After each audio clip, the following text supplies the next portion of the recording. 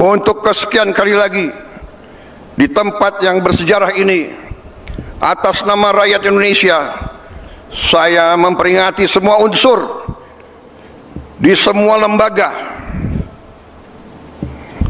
segera benah diri, segera bersihkan diri, karena negara akan bertindak. Ketika Jokowi sedang terdesak oleh persoalan ijazah palsu atau asli milik dirinya, ijazah asli atau palsu milik anaknya, Gibran Raka Buming Raka, kemudian juga ada yang disebut dengan ya kudeta senyap ya, atau kudeta yang tidak tampak yang sedang dijalankan Jokowi untuk mempercepat pergantian presiden di Indonesia ya, dari Prabowo Subianto ke Gibran Raka Buming Raka ya. Dan kalau kita lihat situasi politik di Indonesia ini, walaupun suasana di muka atau di atas politik ya, itu seakan-akan tenang, tidak ada ombak, tidak ada kegaduhan, dan kemudian pokoknya laut itu seakan-akan tidak ada ombak, tidak ada badai, tidak ada kemudian juga ombak yang tinggi yang bisa menggulung kita yang sedang berenang di laut politik Indonesia ini ya. Padahal kita juga tahu bahwa yang namanya rencana kudeta senyap yang dituduhkan akan dilakukan oleh salah seorang matahari tersebut ya, yang kalau meminjam istilah teman saya Rocky Gerung ya, jadi ada matahari yang benar-benar memiliki legitimasi dan tentunya kekuasaan yang formal, tapi juga ada juga matahari yang muncul dari apa istilahnya itu gorong-gorong yang kemudian muncul ke atas ya. Anda tahu yang dimaksud dengan Rocky Gerung itu adalah Jokowi dulu menonjolkan dirinya bahwa dia adalah Gubernur DKI Jakarta yang kemudian mau terjun ke gorong-gorong ketika banjir sedang melanda Jakarta ya. Itulah cara dia untuk mendapatkan apa istilahnya itu legitimasi politik dan juga citra politik yang tinggi dari masyarakat ya. Makanya Rocky Gerung bilang bahwa apa yang dilakukan oleh Jokowi itu adalah suatu sinar mentari yang diupayakan untuk bersinar kembali melalui dari gorong-gorong yang ada di Jakarta ya. Dan kemudian Rocky Gerung juga dalam salah satu pembicaraan di ILC, masalah Indonesia Lawyers Club, dia mengatakan bahwa buat apa Gibran Raka Buming Raka itu membagikan apa yang disebut dengan tanda kutip skincare kepada anak-anak muda di Indonesia. Padahal menurut Rocky Gerung yang dibutuhkan oleh Gibran Raka Buming Raka itu bukan skincare, tapi brain care ya. Brain care, Anda tahu ya, itu adalah bagaimana itu yang namanya merawat otak dia. Merawat otak dia itu bisa ada dua arti ya. Satu, bagaimana supaya otaknya itu benar-benar di-develop ya, supaya Gibran itu memiliki kecakapan berpikir ya, itu bisa naik lah, develop gitu kan. Dan kemudian kalau itu dikatakan juga care ya, supaya dia keren ya, mungkin maksudnya supaya Gibran itu benar-benar bisa berpikir dan bertindak secara stabil ya, supaya jika ada masalah besar dia bisa menangani, membuat kebijakan kira-kira apa yang bisa dilakukan oleh Indonesia di saat situasi global itu benar-benar membutuhkan suatu tindakan yang cepat ya, tindakan yang tepat ya, dan bagaimana dia bisa memimpin para menteri ya, para anggota kabinet untuk kemudian membuat keputusan yang tepat ya. Dan ini yang kemudian menurut kami ya, atau bukan cuma Rocky Gerung ya, tapi tidak sedikit teman-teman di kalangan aktivis pro demokrasi sipil ya, yang kemudian juga mempertanyakan kalau dia di dalam acara musabakoh tilawatil Quran saja tidak bisa berpidato walaupun hanya 1 menit ya, lalu bagaimana dia bisa memimpin sidang-sidang kabinet ya, untuk mencari solusi yang terbaik di saat ada gonjang-ganjing politik di dalam negeri, di saat ada persoalan keamanan di wilayah, apakah itu di Asia Tenggara ataupun di Asia Timur Laut ya, atau bahkan di saat yang namanya situasi global baik dalam bidang politik, ekonomi dan juga perang ya, itu kemudian sedang berlangsung. Intinya kapasitas otak Gibran apakah itu bisa kemudian mencapai apa yang diinginkan oleh masyarakat Indonesia. Karena bahkan lagi-lagi menurut teman saya Rocky Gerung, anak SMA aja ada yang bertanya, atau orang tua dari seorang anak SMA aja ada yang bertanya kepada Rocky Gerung, apa yang bisa diharapkan atau apa yang bisa menjadi suatu harapan kita pada 2029 ini kalau kemudian Gibran Raka Buming Raka terpilih menjadi Presiden Republik Indonesia. Bahkan kalau sekarang berkembangnya bukan pada 2029 ya, tapi apa yang akan dilakukan, apa yang terjadi kalau kemudian yang disebut dengan kudeta senyap ya, itu terjadi dan Gibran menjadi Presiden Republik Indonesia. Apa yang dilakukan oleh Indonesia di bawah Gibran ketika terjadi situasi yang membutuhkan satu putusan ataupun solusi yang paling tepat untuk Indonesia. Nah, teman-teman kembali lagi di channel ini. Jangan lupa subscribe dan komen agar tidak ketinggalan informasi lebih lanjut serta informasi-informasi terbaru yang akan kita sampaikan. Nah, teman-teman, dalam klip video tersebut di mana Bapak Jokowi yang selaku tunjangan kasusnya ini masih tergugat dan hingga sampai sekarang masih belum terselesaikan. Begitu juga dengan anaknya, membuat Bapak Prabowo memuncak kemarahannya, di mana karena banyak masyarakat yang mempertanyakan kepada Bapak Prabowo kenapa sampai sekarang masih belum bertindak dalam menanggapi atau menyelesaikan masalah-masalah tudingan-tudingan kasus ini mengenai tentang Bapak Jokowi, begitu juga dengan anaknya Bapak Gibran.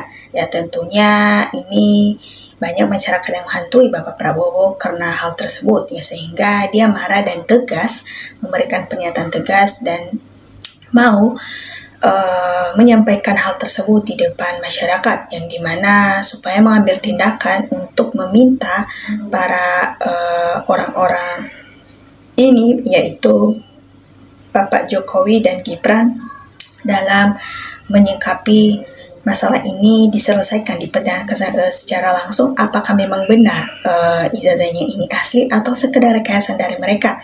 Ya, tentunya kita tahu bahwa dalam politik-politik ini ya banyak hal-hal yang memang selalu terkait dengan mereka, ya. Salah satunya politik yang lebih trending sekarang yaitu mengenai tentang kasus tudingan ijazah palsu Gibran dan Bapak Jokowi ini, yang dimana masyarakat mau supaya Bapak Jokowi ini segera diadili, begitu juga dengan Gibran, sehingga banyak masyarakat yang mau supaya mereka segera diadili. Namun pada saat ini masih belum ada tindakan dari Bapak Prabowo mengenai tentang tudingan kasus tersebut, sehingga masyarakat meminta mereka supaya segera diadili, ya, tentunya seperti begitu. Ya, yang terjadi pada saat ini masih dalam penyidikan. Bapak Prabowo masih belum bisa mengambil tindakan lebih tegas mengenai tentang kasus-kasus ini, karena kenapa?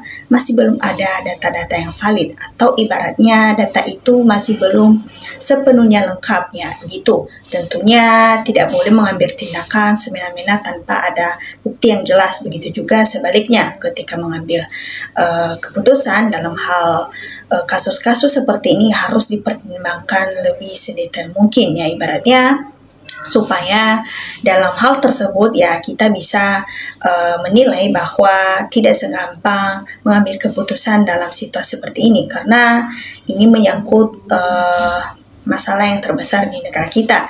Nah, yang membuat politik kita seperti begini, ya, ibaratnya negara kita sudah terpecah belah, ya, karena sebagian besar dari politiknya Bapak Jokowi ini. Karena di sisi lain pendukungnya Bapak Jokowi atau bagian dari termul-termul ini masih belum mengaku atau masih tetap membela Bapak Jokowi, padahal kesalahan sudah di depan mata, ya, tapi mereka membela mati-matian. Ya, maunya kita supaya mereka ini segera diadili, tapi masih belum sepenuhnya Bapak Jokowi bisa diadili karena data-data itu masih belum sepenuhnya atau belum full valid, ya, begitu.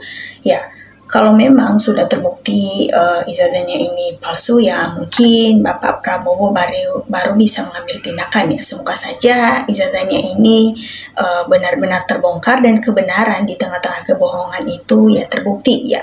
Kita akan berterima kasih kepada mereka yang rela meluangkan waktu dengan keberanian mereka mengambil keputusan untuk mengawal terus mengenai tentang tudingan-tudingan kasus ini, ya. Mereka lah yang memberikan hal-hal tersebut sehingga kita tahu bahwa ternyata pemimpin kita yang kita bangga-banggakan atau mantan Bapak Presiden kita ternyata sudah membohongi kita selama 10 tahun. Nah, inilah perbincangan-perbincangan di beberapa media sosial yang seharusnya memang sudah lama tapi baru terbongkar sekarang, ibarat seperti begitu. Ya, karena di Indonesia ini badai sakit pasti akan terus bergelombang di Indonesia, ya, selagnya rakyat bersatu bersama Bapak Presiden Prabowo. Karena kalau salah satunya kita berpihak, ya otomatis kita berpihak kepada Bapak Jokowi, ya itu adalah hal yang salah. Karena sudah terbukti dengan jelas bahwa ijazahnya ini palsu, ya. Bisa jadi hal tersebut membuat kita jadi dikenakan sanksi, ibaratnya seperti begitu, ya. Entah bagaimana para termu-termu ini nantinya. Ya, memang dalam hal tersebut penahanan kepada pengamat dan politisi memang punya kewenangan, ya, dalam negara kita, ya, tentunya. Karena apapun yang terjadi di negara kita ini, ya, tentang politik-politik ini yang selalu terkait dengan dirinya, ya ibaratnya karena memang Bapak Jokowi ini yang haus akan kekuasaannya hanya untuk kepentingan pribadi tanpa melihat masyarakat yang mereka melakukan segala hal, ya, karena keuntungan tadi, ya. Tentu hal tersebut mengingatkan bahwa Bapak Prabowo supaya selalu waspada dan selalu sehat terus dan selalu bisa menjadi orang yang tegas, ya. Jangan kalah dengan Bapak Jokowi, jangan sampai segan-segan kalau memang benar-benar bersalah, ya biarlah bersalah dan ditegakkan hukum seadil-adilnya sesuai dengan peraturan yang berlaku di negara kita, ya tentunya seperti begitu.